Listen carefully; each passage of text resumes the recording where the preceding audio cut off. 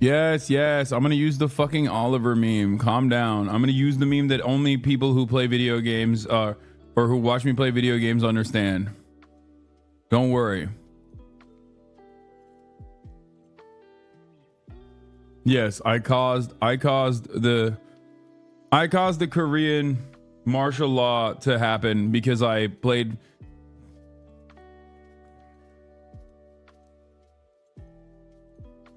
Okay. All jokes aside, we are going to talk about Confucianism today and Neo-Confucianism. The Macius, thank you for the playlist. Let's get it started. Let's get it popping. We're obviously going to start by talking about South Korea and the South Korean president declaring martial law. Let me tell you something, okay? I was on the plane when the shit was popping, and I thought it was hilarious. You know, good on them, dude. They're doing the most out there in South Korea. They got a lot going on for them. They got an incel president. Incel president has a wife. He's a big wife guy. Loses the parliament. Doesn't like that he lost the parliament, especially because now parliament is coming after his wife. He's a big wife guy. He has to do what he has to do. Now, let me tell you something. I'm no expert in Korean politics. I don't fully comprehend the system. I don't know the parties. I don't really get it. Okay. But I will give you my basic understanding of Korean politics. I know a little bit of Korean history from the Korean War. But what I do know is Neo-Confucianism and its devastating impact in Korean politics, in contemporary Korean politics, in contemporary Korean culture, and how it factors in the gacha games and the way that the Korean incel army has engaged a lot of Gamergate style tactics. What I know is a couple things. One, Korea is a hyper-capitalist dystopia with a higher suicide rate than even Japan. Two, cost of living and shit is very unaffordable. Three, massive gender wars happening in Korea. Four, they have the parliamentary system, but they ended up, I mean, almost every single one of their leaders have been corrupt. They love doing corruption, and it's the funniest type of corruption usually. Not like the regular, oh, this chaebol runs the country and decided to like sue the state because there was a new Samsung TV coming out and like, you know, they wanted to make it a national holiday or something. Like that stuff is regular. That happens all the time. But like the type of corruption that they also engage in is like they get their dumbass sons and daughters into school, and then their dumbass sons and daughters go to these like prestigious schools, but they also don't end up actually showing up to class or whatever. And that's like that's the big thing. That is the big corruption. That shit is like taking people out in Korean society, where they like will get their dumbass children to go to some like sick school that they didn't deserve to go to, and then they don't actually end up attending the classes, and then they will like get high grades. Like it's like truancy. Yeah, it's not. Sometimes it's cheating scandals, sometimes it's truancy scandals. It's pretty funny that like that is the major killer of all Korean politics. But yeah. Or the president's in a cult. I mean, which president isn't in a cult? You know what I mean? There is that part too. But yeah, every single one of these guys, they just seemingly haven't been able to. Are you aware of the milk scandal in London hotels? Okay, I don't know what the fuck's that, what that's about, but maybe later. My point is, Koreans can't catch a break, dude. These guys used to live in a military dictatorship. Then the military dictatorship turned into three chaebols in a trench coat, and now every single time they elect a new leader, they just get punished for doing corruption or being a fucking freak. And now here we are, the latest and greatest in that same saga. Korean goon. I declare martial law to protect the Free Republic of Korea from the threat of North Korean communist forces, to eradicate the despicable pro-North Korean anti-state forces that are plundering the freedom and happiness of our people, and to protect the free constitutional order. 비상계엄을 선포합니다. That's right. Yeah. South Korea, big problem with communism. Everybody knows how big the problem with communism is. Bro, understand that this is just like every fascist rallying call. Every fascist rallying cry is like, oh, I'm here to, defeat the anti-democratic communist forces by doing martial law and killing a bunch of people. And like, if you know a little bit about Korean history, you know that that is exactly how they used to operate. And they would just like kill a shit ton, Jakarta method style. They would basically just kill a shit ton of people who were like trade unionists, feminists, anyone who was like anti-government in any meaningful fashion. They would just like murk them to be like, oh, you're a communist, you're a sympathizer. And America basically oversaw that and thought it was awesome. So really cool that South Korea's last president is trying to bring that back in a big way. 저는 이 비상계엄을 통해 Through this martial law, I will rebuild and protect the Free Republic of Korea, which is falling into the abyss of national ruin. To this end, I will definitely eradicate the anti-state forces who are the main culprit of the country's ruination and conduct vicious activities. 반드시 척결하겠습니다. A Tuesday night in South Korea. It's pretty funny because like it's just far right versus lib right. As far as I understand, it's not like there's any sort of real communism happening. And it's just a bullshit excuse. And it's basically just like, a consortium of like Korean women who are like, hey, maybe you shouldn't kill us. Like, that would be nice. That's communism. And then a bunch of people who are like kind of neoliberal and will at least say that they want to like eliminate corruption or something. And then that's treated as communism in this perspective. But I guess the reality is, like, nobody thinks that there's real communism happening in South Korea. He's just using that because he thinks like that will be successful at getting dumbasses on board. Having said that, interestingly enough, the Korean trade union movements they're pretty strong, and Koreans also love to fucking party. They love to riot. They are very French in that regard. So I suspect that there will be some labor actions that come out of this. So we'll see. But Koreans love a good protest. And they definitely have like some. It's weird. They have some semblance of labor militancy, but also at the same time, like work-life standards are still dog shit. Interesting country overall. No, there already is. There you go. The Korean Confederation of Trade Unions will begin an indefinite general strike tomorrow, demanding an immediate resignation of President Yoon Suk-yeol. President Goon. I'm with him. I think we need more wife guys in power. Like, I think what he did for his wife. And a lot of y'all don't understand that because you're incels. He's not. I'm sorry. I didn't realize it was illegal to love your wife and defend her from corruption charges because she has expensive taste. Sorry, my bitch bad, okay? Sorry, yeah. The television channel shows a popular chat show. The mood is as soft as the furnishings. Until the president breaks into the evening schedule and spoils it with a national address that shocks the nation. 친애하는 국민 여러분. President Yoon declares martial law, putting the military in charge. He blames pro-North Korean opposition parties who make up the majority in parliament and who've been blocking his legislation, including a budget. Yeah, his opposition parties are all North Korean in nature. Yeah, that's awesome. I do find it really interesting how bad things are getting.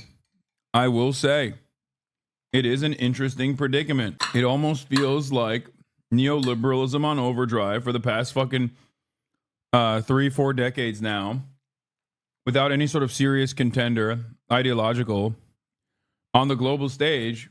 We have arrived at this capitalism supercharged moment where there's a lot of spearheaded, there's a lot of movement in the direction of fascism. If you have been dominated by America, you're already relatively reactionary. You already have like sometimes fundamentalist leadership. And if you're in the sphere of influence of America, you slowly but surely have revitalized your nascent fascist movements. Meanwhile, of course, America is doing that too. Fascist South Korea is preferable on the border of China to the U.S. empire? Yes. I mean, that's not a stretch. That's just history. What you're describing is literally history.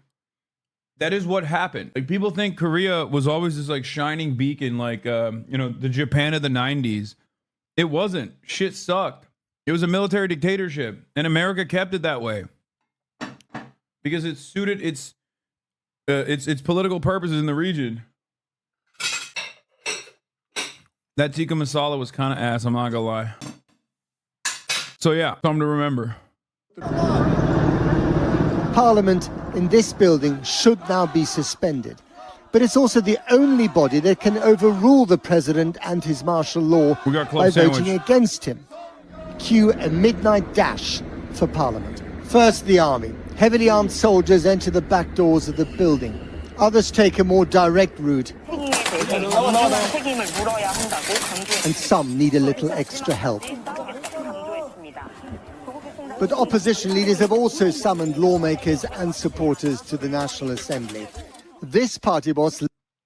Bro, the Korean incel guy is such a fucking loser, by the way. Like, truly remarkable, truly shocking to me that he was so bad at doing a coup that, like, he couldn't even bring out the special military units fast enough. He ended up fucking it up so bad. Like, how do you fuck it up so bad? How do you do a coup where these like old ass motherfuckers can just jump over the barrier, and before you even protect the parliament, you allow these goddamn libtards to jump over the barrier and come in and vote against your coup? Like, it's fucked up. It makes no sense, dude. He got 100% disapproval rating. Like, that's crazy. Everybody was like, no, dog, your shit sucks. 190 votes. Motherfuckers climbed the barrier of the parliamentary wall so they could go in, and then their fucking nerd ass staffers were literally pushing back the special forces and stopping them from entering the parliament to push out any of these people, to push out the people, and then they took it to a goddamn vote. And honestly, liberalism won, okay? Turns out you can vote away fascism, it seems, at least so far. If the coup is defeated because enough MPs climb the fences and manage to say the magic words, then I'm afraid we owe liberalism an apology. No, but might makes right, but the military was going along with it, and the law is just a piece of paper compared to the sacred power of a gun. Quorum achieved, asshole. Yeah. He also said, yo, my bad. We're actually going to pull out the fucking troops. So sorry. Anyway, we got a lot of crazy fucking footage. Like this lady who is a lawmaker who literally grabs the weapon. Like, this is like, dude, going for the service weapon of an officer type shit is kind of crazy.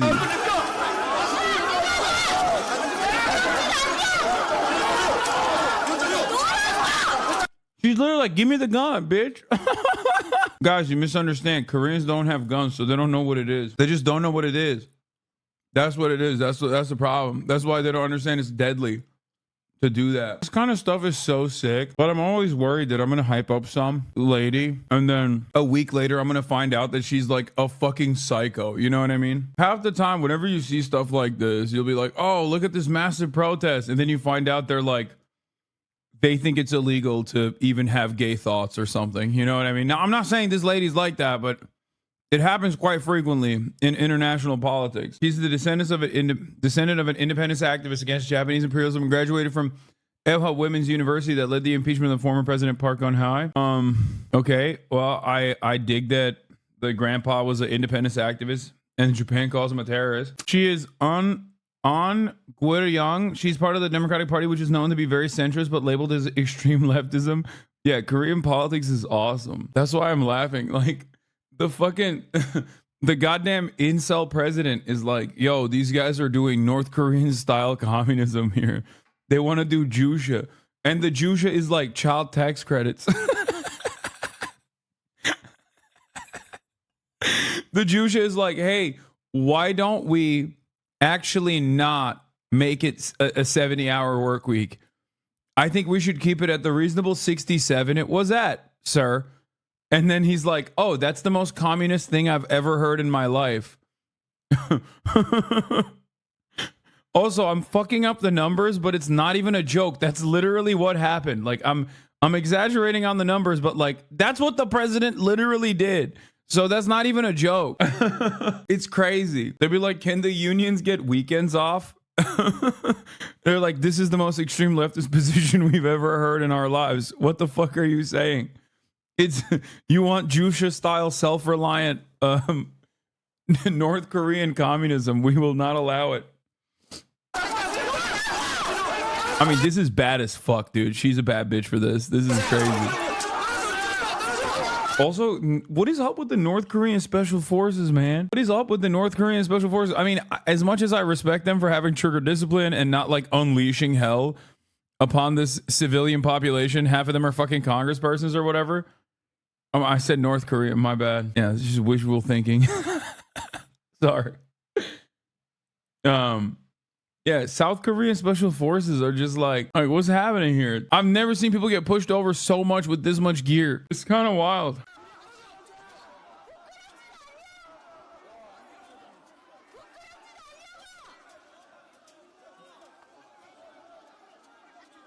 That's crazy, though. That's crazy. She just went for it, dude. Respect. She went for the service weapon. I love that. I love that so much. That's aura.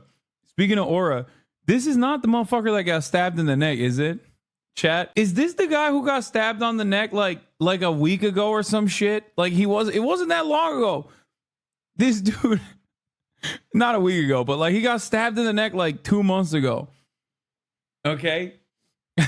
And this motherfucker is already at it again. A year ago? God damn, time moves fast. I fucking thought it was like a couple months ago. Okay, whatever. He got stabbed in the neck a year ago and he's back to his old ways, okay? Look what this man does here. It's awesome. Live streamed himself being chauffeured to Parliament before clambering over the gate. Yeah, he didn't just live stream himself getting chauffeured to the Parliament.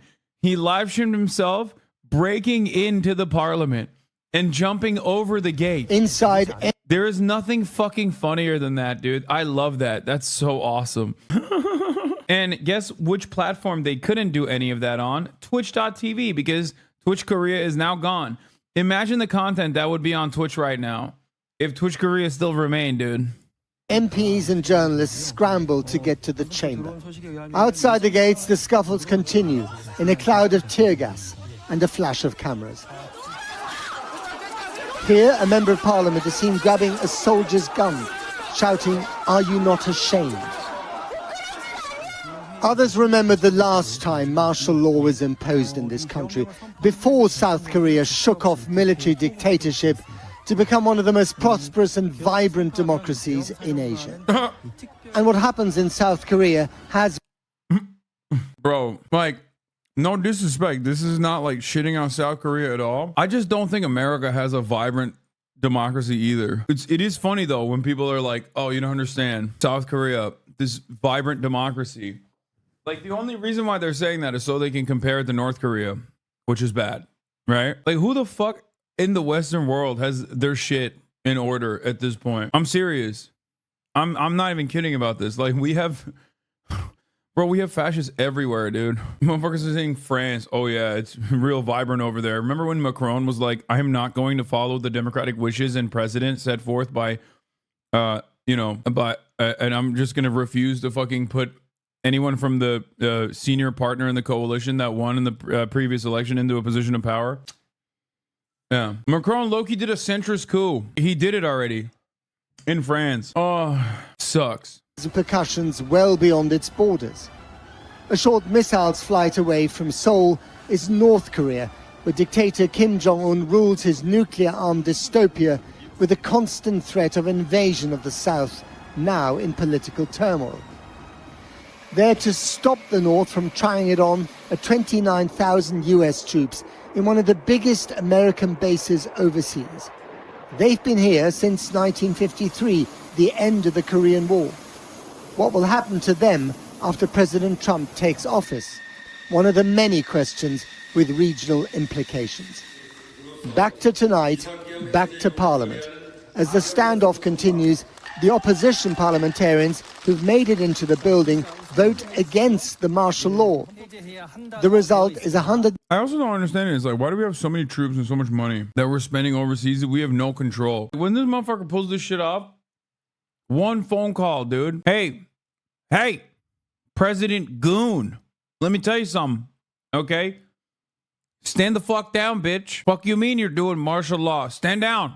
I got 29,000 brave U.S. military Marines right there, ready to fucking ready to let it rip. What the fuck is this shit? 90 to 0. The remaining 110 MPs who belong to the President's People's Party did not show up to vote. Many of them, by the way, were also against the imposition of martial law. In the dead of night, the soldiers are filmed returning to barracks. If the coup is indeed over, it lasted 2 hours and 48 minutes, half an hour longer than Parasite, Korea's Oscar-winning film, and almost as soon.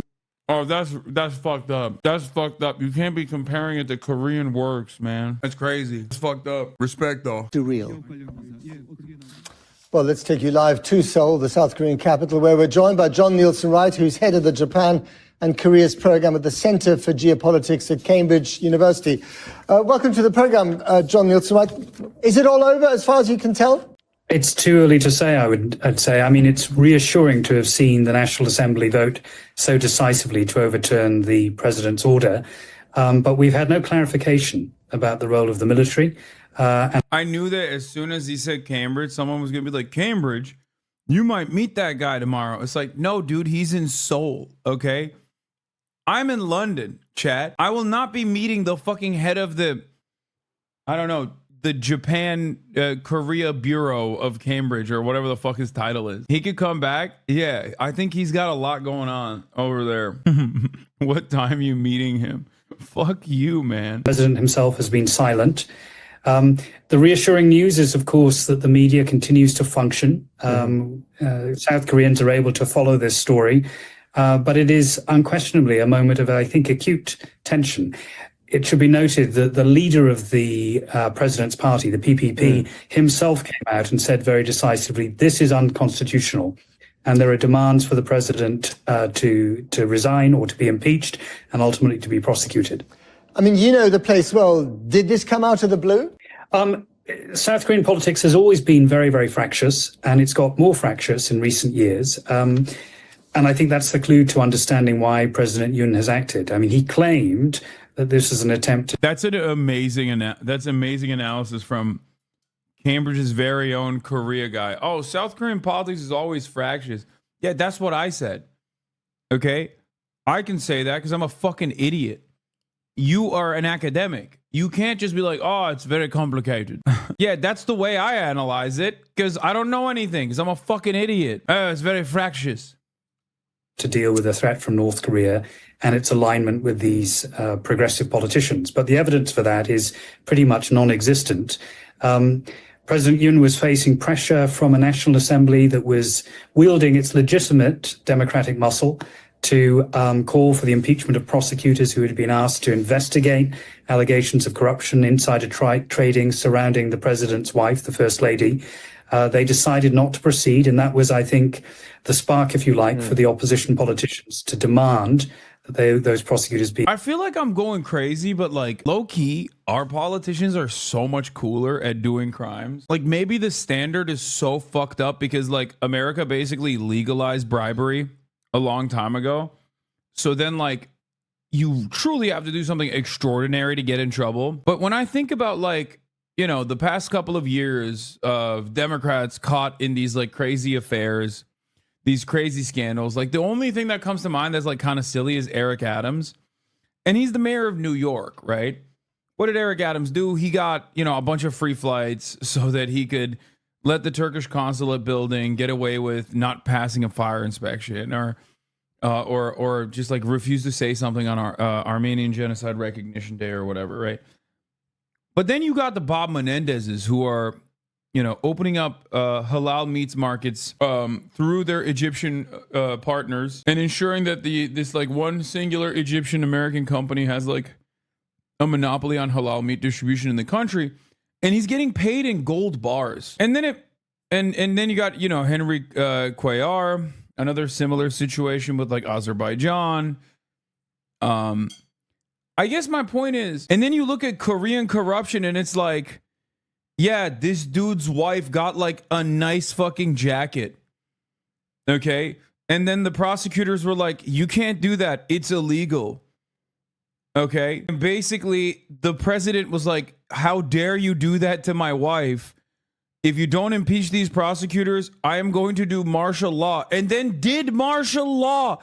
Because he was like, that's my sexy ass wife, dog. I'm a wife guy. You can't. Yo, if she that's my bitch. She's bad. Okay, she's a bad bitch. If she wants to have expensive clothes, she's going to get expensive clothes. How dare you go after her? And it's like, man, what the fuck? Like, the offenses, it feels like, or what is considered inappropriate feels so strange to me always. It almost feels like Joe Biden violates American laws and international human rights. Okay. It almost feels like he does that regularly for Israel, but then lo and behold, God forbid, he fucking pardons his son. And then everybody gets mad, You got like a bunch of known pedophiles in power, but then this is the type of shit that people get frustrated about. Be impeached. Delays. Anyway, I'm just saying, I got much respect for the wife guy, President Goon. I always thought he was like a straight up incel, and it turns out he's not just a straight up incel. You know what I mean? President Goon also has a wife, and he loves his wife. Budget approval, all of which had left the president feeling, I think, politically uninfluential and therefore cornered. And he's responded with this huge overreaction. History, I think, will judge him very harshly. But for now, we are in this standoff. And tomorrow, I expect we will see more protests by the public. South Koreans vote with their feet. And you remember back in 2016, the so-called candlelit protests against then President Park Geun-hye. South Koreans take their democratic rights very, very seriously. And talking of that, I mean, the last time martial law was imposed was, I gather, more than half a century ago. Since then, South Korea has had this incredible transition to democracy, but also to amazing prosperity. It's the 10th richest country in the world, apparently. Of course, it has its soft power, the film Parasite, all that incredible K-pop music. So why has he done something that belongs to the dustbin of history? Why go so... I love this guy's understanding of the world, bro. Respect. Like, no... This is Orientalism, for the record. This right here is Orientalism to a T. Like, you just reduce the country, okay?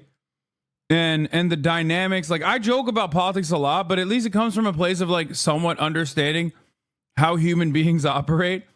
And recognizing that, this isn't like... This isn't just a country where, their GDP is so good. And they're making shit that my daughter watches, like K-pop. Why would he just throw that away? Yeah. The soft power of Parasite and K-pop. How could the president just throw that away? Answer is he's a wife guy. Anyway, cool stuff. When are you recording with a sideman? Never. I will never record with them. Well, I think, President Yoon is not a conventional politician by any means, as this action so clearly demonstrates. His career was in the law, ironically. He was a special prosecutor appointed by the previous president, Moon Jae-in, to, if you like, clear up political corruption. The irony is, therefore, that he's now being charged with the very same type of offenses that he was... Oh my God, shut the fuck up. Dismiss. I don't care about my fucking iPhone. Jesus Christ. Windows is like, oh, did you plug your iPhone into the computer?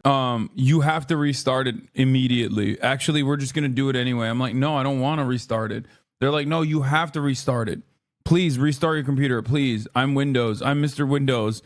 Wouldn't it be nice if you restarted your computer?